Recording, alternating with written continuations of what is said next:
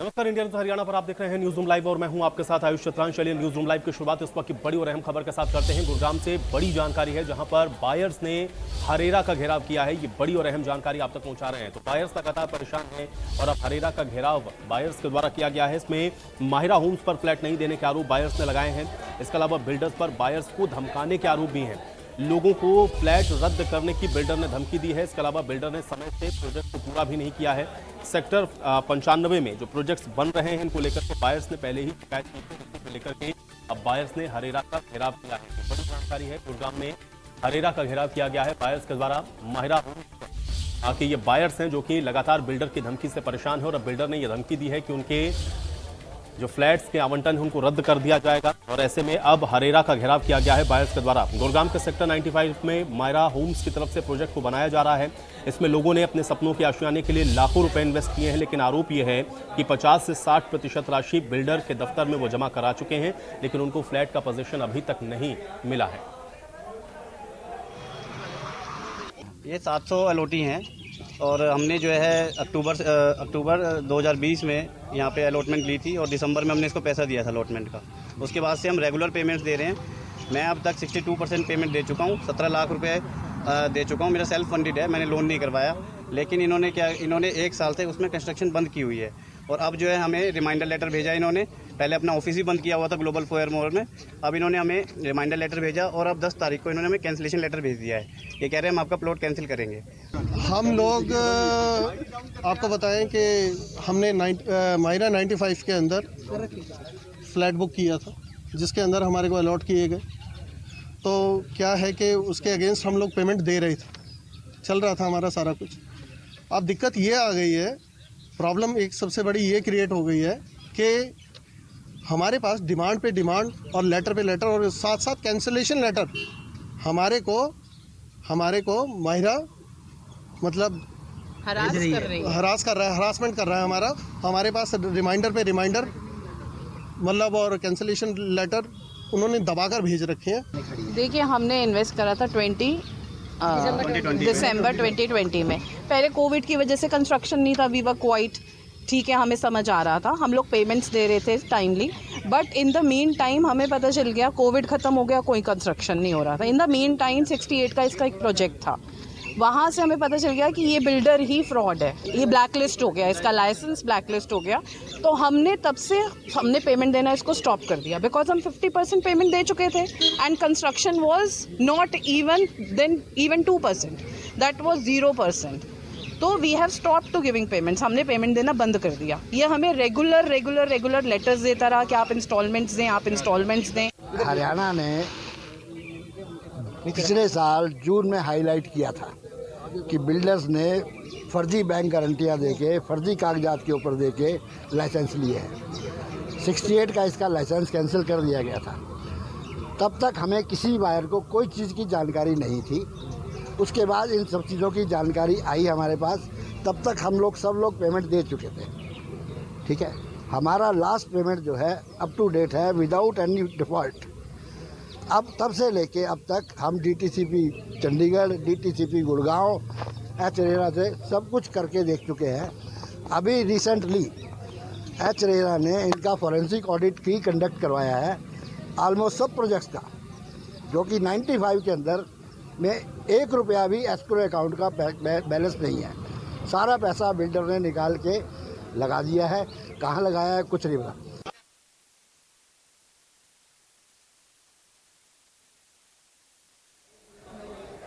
और चलिए इसी पर मोहित जुड़े हैं हमारे साथ ज्यादा जानकारी के साथ। मोहित, हम लोग देख रहे हैं लगातार चूंकि बायर्स बहुत लंबे समय से परेशान है, माहिरा होम्स जो कि पिछले 1 साल से काम नहीं कर रहा है, अब बायर्स ने हरेरा के ऑफिस का भी घेराव किया है। ये पूरा मामला क्या है, एक बार इसको अपडेट करें और बायर्स क्यों परेशान हो रहे हैं मोहित? जी बिल्कुल बताना चाहूँगा, ये जो मामला है बीते कई साल पहले का मामला है, जिसमें बता दूं कि जो निवेशक है उन्होंने गुरुग्राम के सेक्टर 95 में बन रहे माहिरा होम्स के प्रोजेक्ट में निवेश किया था और उम्मीद ये की थी कि जितना पैसा वो दे देंगे साथ साथ उतना उनका प्रोजेक्ट उनका तैयार हो जाएगा। मगर जो बायर्स थे उन्होंने 50% से ज़्यादा का पैसा जो है किस्तों के माध्यम से लोन लेकर के दे दिया बिल्डर को, मगर बिल्डर ने अपने वादे अनुसार उसकी जो कंस्ट्रक्शन है वो पूरी नहीं की। जिसके बाद आज जो है हरेरा का घेराव किया गया, जिसमें लोगों का साफ तौर पर कहना था या तो अधिकारी को संज्ञान ले, वरना या फिर हमारा जो पैसा इतना बिल्डर लेकर बैठा है, ना उसकी कंस्ट्रक्शन की है, उस पैसे को ब्याज शुदा वापस दिलवाए। क्योंकि बिल्डर लगातार धमकी दे रहा है कि उनका जो फ्लैट उन्होंने बुक किया था उसका वो कैंसिलेशन कर देगा। यानी बीते कई सालों से जो पैसा बायर्स दे रहे थे वो पैसा तो वो ले ही चुका है, उसके अलावा जो फ्लैट है उनको कैंसिल करने की बात कर रहा है। और मैं आपको बता दूं, माहिरा होम्स वो नाम है गुरुग्राम का, जो कि काफी लंबे समय से लगातार इसी तरीके से बदनाम रहा है। चाहे उसका प्रोजेक्ट सेक्टर 68 का प्रोजेक्ट हो, सेक्टर 1 का प्रोजेक्ट हो, या फिर अब सेक्टर 95 का प्रोजेक्ट हो, ऐसे सभी प्रोजेक्ट के जो निवेशक हैं वो लगातार इसके खिलाफ प्रदर्शन करते आ रहे हैं। मगर आपको बता दूं कि माहिरा होम्स जो है अपनी इस आदत को नहीं बदल रहा है, बिल्कुल नहीं बदल रहा है। वो हर बार जो है इसी तरीके से नया प्रोजेक्ट शुरू करता है, लोग उसमें निवेश करते हैं और उनको पोजेशन नहीं देता है। पहले पोजेशन लेट हो जाती है, और पोजीशन लेट हो जाती है तो उसके बाद भी जो डेडलाइन होती है उसको भी क्रॉस कर दिया जाता है, मगर लोगों को पोजीशन नहीं दिया जाता। और ऐसे में अधिकारी को अगर बात करें तो अधिकारी भी कोई संतोषजनक जवाब जो है अब लोगों को नहीं दे रहे हैं, जिसके बाद जो लोग हैं वो काफी परेशान हो रहे हैं। क्योंकि लोगों का ये कहना है कि अफोर्डेबल सोसाइटी, अफोर्डेबल प्रोजेक्ट के अंदर कोई इन्वेस्ट करता है तो कहीं ना कहीं वह मिडिल क्लास फैमिली से ताल्लुक रखता है। क्योंकि जो लग्जरी फ्लैट है वो 1 से 1.5 करोड़ रुपए की कीमत में गुरुग्राम में बेचे जाते हैं, मगर 24 से 25 लाख का फ्लैट लेने वाला जो निवेशक होता है वो कहीं ना कहीं अपनी जमा पूंजी को इकट्ठा करता है और उसके बाद उसको इस्तेमाल करता है फ्लैट लेने के लिए, एक आशियाना लेने के लिए। मगर उस पैसे को भी, उसके जीवन के पैसे को भी ऐसे जो बेलगाम बिल्डर है वो अब जब्त करने का हजम। उनके पास ऑप्शन क्या है? क्योंकि 50 से 60% जो पैसा है वो बायर्स दे चुके हैं। 1 साल से जो साइट्स है उसके ऊपर कोई कंस्ट्रक्शन हो नहीं रहा। आज हरेरा का घेराव करना पड़ा है यहाँ पर जो बायर्स रहे उनके द्वारा। क्या वहां से उनको आश्वासन के तौर पर मिला है? और दूसरा ये है कि अगर इस तरह से बायर्स परेशान हो रहे हैं तो फिर कैसे इस समस्या का समाधान किया जाएगा? मोहित, क्या कोई रास्ता है इसका, या अधिकारी कुछ बोल पा रहे हैं इसके ऊपर? अधिकारियों का साफ तौर पर ये कहना है, जब उनको शिकायत अधिकारियों को दी गई है तो कहने के अधिकारी ने अब जो बिल्डर है उसको अपने जो कार्यालय है वहां पर बुलाने की बात जरूर कही है। मगर अब लोगों ने अपना रास्ता जो है अब मुख्यमंत्री जो विंडो है उस पर भी, सीएम विंडो पर भी करने की बात कही है कि अपनी शिकायत जो है वो सीएम विंडो पर दर्ज कराएंगे। और अब उसका भी इंतजार किया जाएगा कि आखिर वहां कार्रवाई होती है नहीं। क्योंकि सीएम विंडो का अब तक रिकॉर्ड की अगर बात करें तो ऐसे मामलों में सीएम विंडो 15 दिन से 1 महीने के अंदर ही जो है संज्ञान लेती है और संबंधित विभाग को नोटिस भी दिया जाता है और उस पर कार्रवाई की जाती है। तो कहीं ना कहीं अब लोगों का जरूर है सीएम विंडो की तरफ भी होने लगा है, मगर सीएम विंडो या फिर संबंधित विभाग इनकी कार्रवाई या फिर इनकी देरी के पीछे कहीं ना कहीं जो निवेशक है वो अब चक्कर काट सकता है। तो कहीं ना कहीं डर इस बात का लगा हुआ है कि अगर विभाग ने काम नहीं किया, उन्होंने शिकायत कहीं की, तो इस पैसे का क्या होगा? अगर उनके जो फ्लैट है उनको कैंसिल कर दिया गया, जो सपना वो लगातार बीते कई सालों से देख रहे हैं आशियाने का, उसका क्या होगा? तो कहीं ना कहीं ऐसे बेलगाम बिल्डर के खिलाफ कार्रवाई करनी चाहिए और उसके फंड्स को कहीं ना कहीं जो है लोगों का कहना है कि उसके फंड्स को जो है। चलिए मोहित, फिलहाल के लिए बहुत शुक्रिया इस बातचीत और जानकारी के लिए। हालांकि अब लोग परेशान हैं, चूंकि पैसा वो 50 से 60% दे चुके हैं, लेकिन अब इसमें हल किस तरीके से निकलेगा ये देखना बहुत महत्वपूर्ण होगा, क्योंकि लगातार जो बायर्स हैं वो परेशान होते हुए नजर आ रहे हैं। अगली खबर का रुख कर लेते हैं। आपको बता दें, पूर्व सीएम भूपेंद्र सिंह हुड्डा की तरफ से सफाई दी गई है और राहुल गांधी ने विदेश में जो बयान दिया है उसको लेकर के भारतीय जनता पार्टी लगातार सवाल उठा रही है। और इसी पर सफाई देते हुए भूपेंद्र हुड्डा ने कहा कि राहुल गांधी ने विदेश में ऐसा कुछ नहीं कहा, और अगर उन्होंने देश के खिलाफ कुछ कहा होता तो सबसे पहले वो माफी मांगने के लिए खुद राहुल गांधी से कहते। बीजेपी बेवजह इस पूरे मुद्दे को तूल दे रही है।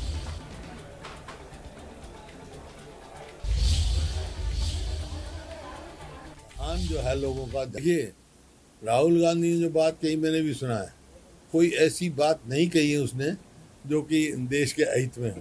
वो तो कुछ भी कहो, माफ़ी तो जब मांगे, अगर कोई उन्होंने मेरे को, मैं भी अगर महसूस करूं भाई उन्होंने कोई ऐसी बात कह दी है से देश की प्रतिष्ठा पे फर्क पड़ा है, तो मैं भी कहता शायद माफ़ी मांग लूँ, लेकिन ऐसी कोई बात नहीं कही।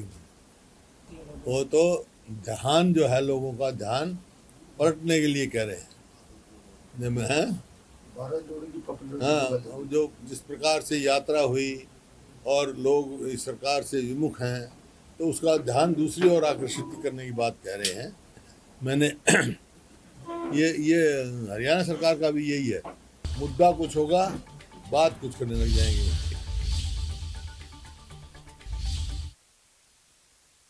तो वहीं पूर्व सीएम भूपेंद्र हुड्डा ने एसएसपी को भी लेकर के बयान दिया। उन्होंने कहा कि उनके शासनकाल में कभी भी अधिकारियों के पास से ना तो इतनी भारी मात्रा में पैसे बरामद किए गए और ना ही उनके सरकार के समय में कभी भी पेपर लीक हुआ।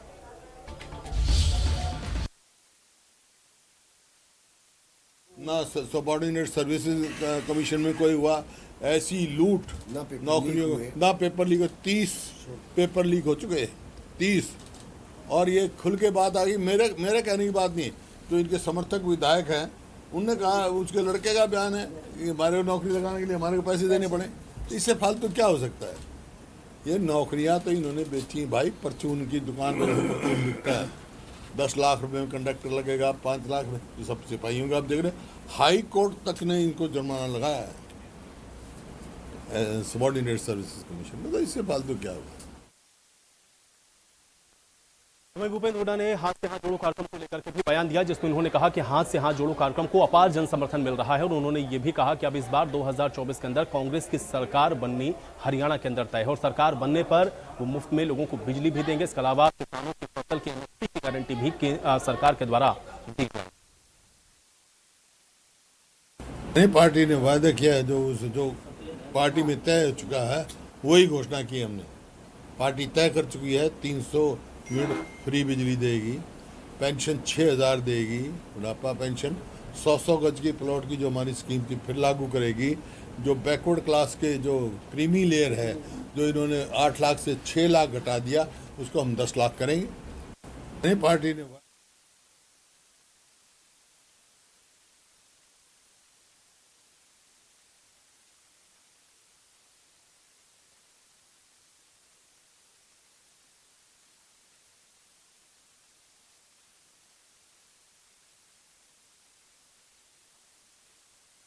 चलिए इसी के साथ अगली खबर का रुख कर लेते हैं। बल्लभगढ़ से बड़ी जानकारी है, जहां पर 2 युवकों के ऊपर धारदार हथियार से हमला किया गया है। ये बड़ी जानकारी है बल्लभगढ़ में, जहां पर युवकों के ऊपर यह हमला हुआ है। गांव के ही दबंगों ने युवकों के ऊपर यह हमला कर दिया है। आपसी रंजिश में आपको बता दें कि इस हमले की वारदात को अंजाम दिया गया है। घायलों को अस्पताल में भर्ती करवा दिया गया है। फिरोजपुर कलागांव का ये मामला बताया जा रहा है और पुलिस इस पूरे मामले की जांच में फिलहाल जुटी हुई है।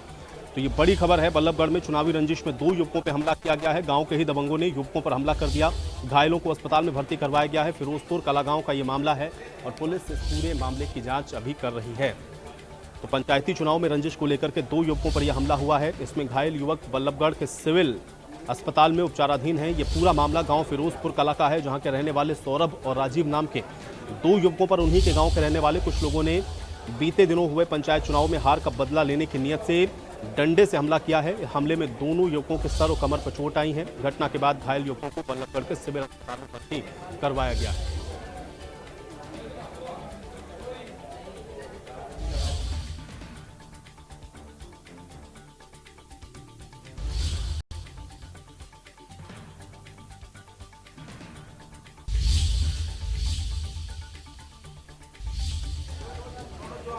और इसी के साथ अगली बड़ी खबर का रुख करते हैं। सोनीपत से बड़ी जानकारी है, जहां पर अस्पताल की बड़ी लापरवाही का मामला सामने आया है। ये बड़ी और अहम जानकारी सोनीपत से मिल रही है। तो अस्पताल की लापरवाही का खामियाजा 12 साल के एक मासूम को भुगतना पड़ा है। ये बड़ी और अहम जानकारी है। सोनीपत में सिम्स अस्पताल की ये बड़ी लापरवाही, जहां पर देखरेख के अभाव में 12 साल के बच्चे की मौत हो गई है। तो सिम्स अस्पताल है जिसमें 12 साल के बच्चे की मौत हो गई है लापरवाही के चलते, और बड़ी लापरवाही परिजनों की तरफ से आरोप लगाया गया है कि लापरवाही के चलते 12 साल के बच्चे की मौत हुई है। देखरेख का अभाव परिजनों ने लगाया है। आईसीयू में देखरेख की जगह जो कर्मचारी थे वो सो गए और इसलिए जो 12 साल का मासूम था उसकी जान चली गई है। परिजनों की तरफ से लापरवाही के आरोप लगाए गए हैं। ये बड़ी जानकारी है।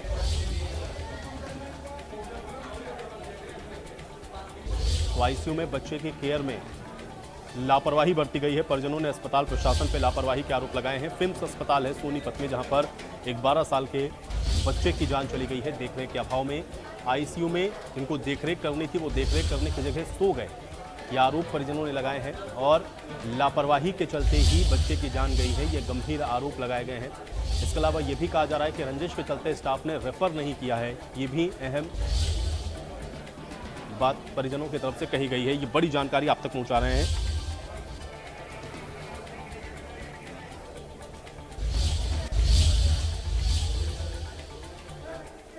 और अब खबर अंबाला से है, जहां पर आशा वर्कर्स के द्वारा विरोध प्रदर्शन किया गया है। वेतन बढ़ोतरी समेत कई ऐसी मांगे हैं जिसको लेकर के आशा सहयोगी इस समय विरोध प्रदर्शन कर रही हैं। तो वेतन बढ़ोतरी को लेकर के ये विरोध प्रदर्शन आशा कार्यकर्ताओं के द्वारा देखने को मिला है। बड़ी जानकारी, आशा वर्कर्स ने विरोध प्रदर्शन किया है।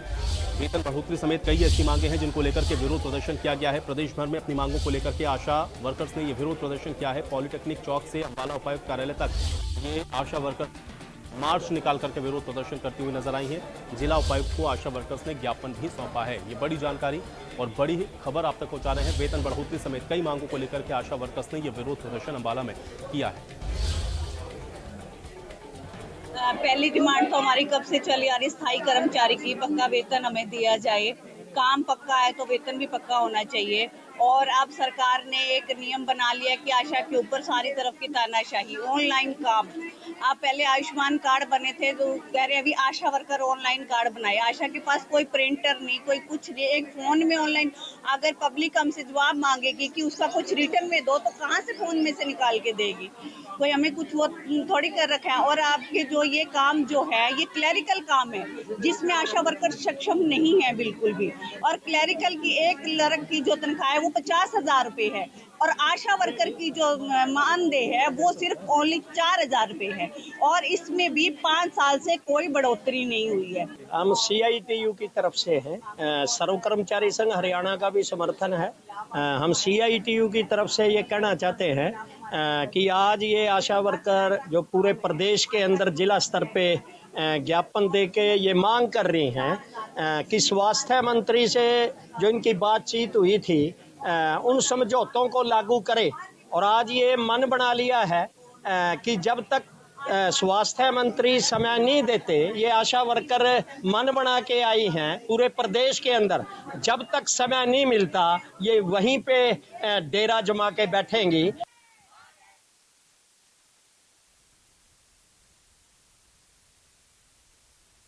दो तस्वीरें आपको हम दिखा देते हैं अंबाला और दादरी की। यहाँ पर देखिए आशा वर्कर्स ने ये विरोध प्रदर्शन किया है और इसी तरह से प्रदेश भर में आशा वर्कर्स विरोध प्रदर्शन कर रही हैं। वेतन बढ़ोतरी समेत कई ऐसी मांगे हैं जिनको लेकर के आशा वर्कर्स लगातार विरोध कर रही हैं।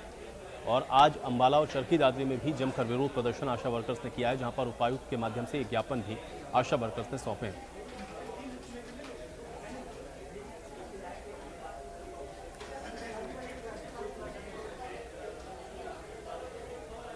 तो वहीं आपको बता दें कि कृषि मंत्री जेपी दलाल ने भूपेंद्र सिंह हुड्डा के आखिरी चुनाव लड़ने वाले बयान पर पलटवार करते हुए कहा है कि भूपेंद्र सिंह हुड्डा जनता को इमोशनल करके वोट लेना चाहते हैं। अब ये तो भूपेंद्र हुड्डा ही बताएंगे कि ये चुनाव उनका आखिरी चुनाव है या फिर नहीं। अब ये तो हुड्डा साहब से पूछिए, उनका अंतिम है या बीच का है या बाद में होगा। ये भावनात्मक जो तरीके से वोट मांगने का तरीका है, मैं समझता हूँ कि आज जिस तरह से जन कल्याण के कार्य भारतीय जनता पार्टी की सरकार में गरीबों की नीतियां बना के हो रहे हैं, बगैर भेदभाव की नौकरी मिल रही है, किसानों को इतना पैसा मिल रहा है, किसानों का बजट बढ़ाया है, तो उससे मुझे लगता है कि हरियाणा की जनता एक बार फिर भारतीय जनता पार्टी को आशीर्वाद देगी। तो वहीं जेपी दलाल ने पत्रकारों से बातचीत करते हुए 2024 के चुनाव को लेकर के भी बयान दिया, जिसमें उन्होंने कहा कि भारतीय जनता पार्टी इस बार आने वाले चुनाव के लिए पूरी तरह से तैयार है और एक बार फिर से प्रदेश के अंदर और देश के अंदर भारतीय जनता पार्टी ही सरकार बनाएगी। देखिए, हर पार्टी को जब चुनाव का समय नजदीक आता है तो तैयारी तो करनी पड़ती है, लेकिन भारतीय जनता पार्टी को एक दिन में तैयारी नहीं करती। हर वक्त भारतीय जनता पार्टी का कार्यकर्ता जनता की सेवा में तत्पर रहता है और उसी का परिणाम है कि लोग आशीर्वाद बार बार देते हैं। इस दावा करने से कोई किसी को नहीं रोक सकता। असली तो फैसला जनता को करना है और जनता बार बार जो रिजल्ट देती है, विपक्षी पार्टियां कभी मशीन में खराबी बताती हैं, कभी और चीज बताती हैं और कभी लोकतंत्र को खतरे में बताती हैं, तो इस तरह की बात वो कहते रहते हैं। लेकिन आज भारत का जो प्रभाव दुनिया के अंदर बढ़ा है, नरेंद्र मोदी जी का जो रुतबा है और हमारी GDP तेज गति से बढ़ रही है, हमारी ताकत बढ़ रही है, आम जनता खुश है कि उसके द्वारा बनाई गई सरकार जो उसकी अपेक्षाएं थी उसको पूरा उतर। देखिए, तो वहीं अनिल विज ने राहुल गांधी के लंदन दौरे के दौरान दिए गए बयान पर अपनी प्रतिक्रिया दी। उन्होंने कहा कि राहुल गांधी बार बार लोकतंत्र का अपमान करते हैं और उसके बाद देश की जनता से माफी भी नहीं मांगते हैं। ऐसे में देश की जनता को कांग्रेस पार्टी का पूरी तरीके से बहिष्कार करना चाहिए। इंग्लैंड में जाकर भारत के लोकतंत्र के खिलाफ बोलकर विश्वासघात किया है। उनको यहाँ तो माफी मांग लेनी चाहिए अपनी गलती के लिए, और अगर वो नहीं माफी मांगते तो भारत के सभी देशभक्तों को राहुल गांधी और इनकी पार्टी का हर प्रकार से बहिष्कार करना चाहिए। इनके कार्यक्रमों का बहिष्कार करना चाहिए, इनके निजी कामों का बहिष्कार करना चाहिए, इन द्वारा जो व्यापारिक संस्थान चलाए जा रहे हैं उनका बहिष्कार करना चाहिए। हर प्रकार से इन लोगों का बहिष्कार करना चाहिए, हर देशभक्त भारतवासी को। तो मैं आपको बता दें कि पलवल के केजीपी एक्सप्रेस वे पर बने टोल प्लाजा पर टोल मैनेजर के साथ मारपीट की गई है और इसको लेकर के आपको बता दें कि अब आगे की जो कार्रवाई है वो फिलहाल की जा रही है। दरअसल पुलिस की मौजूदगी में टोल मैनेजर के साथ ये मारपीट की गई है। इसमें 2 दर्जन कर्मचारियों के द्वारा लाठी डंडों से जमकर मारपीट की गई है। अब इसमें 3 आरोपियों को पुलिस ने गिरफ्तार किया है। मारपीट की घटना टोल पर लगे हुए सीसीटीवी कैमरे में भी कैद हो गई है और इन तस्वीरों में भी आप साफ तौर पर देख सकते हैं कि किस तरह से करीब 2 दर्जन कर्मचारी टोल मैनेजर के साथ लाठी डंडों से मारपीट कर रहे हैं। लेकिन इसमें हैरत की बात यह है कि मारपीट के दौरान पुलिसकर्मी भी मौके पर मौजूद हैं, जिनके आगे ही दर्जनों हमलावर ऐसे ही बेरहमी से लाठी डंडों से टोल मैनेजर पर जानलेवा हमला कर रहे हैं। पुलिस ने मारपीट करने वाले 3 आरोपियों को अब गिरफ्तार किया है।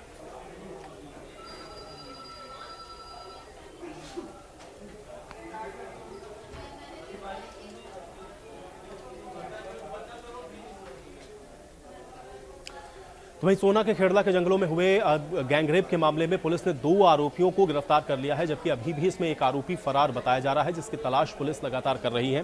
गिरफ्तार किए गए 2 आरोपियों में से एक आरोपी नाबालिग है, जिसको जुवेनाइल कोर्ट भेजा गया है, जबकि दूसरा आरोपी गौरव को पुलिस ने अदालत में पेश कर दिया है। आरोपियों के पास से मोटरसाइकिल और मोबाइल बरामद किए गए हैं।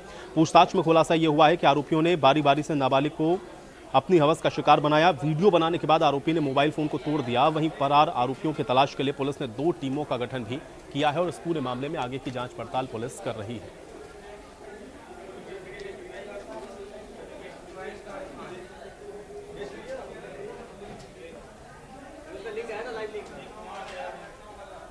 और चलिए इसी के साथ न्यूज़ रूम लाइव में मेरे साथ फिलहाल इतना ही, लेकिन आप बने रहिए इंडिया न्यूज़ हरियाणा के साथ। नमस्कार।